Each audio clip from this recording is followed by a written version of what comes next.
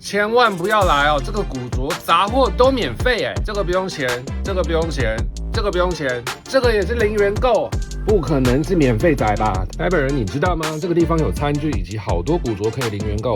大安森林公园有免费的秘技，每个月不定期举办大森免费市集，没有金钱交易，只有满满爱意，大家都会好好的排队，井然有序的零元抢购。有许久不见的罗志祥、桂正和台北县的课本、足球、锅碗瓢盆，还有超多有用的小东西，本来是他人的废物，却跟你一见如故。记得跟摊主说声谢谢哦，保持礼貌，保持秩序，自备购物袋，让物品传承，让环境可以永续。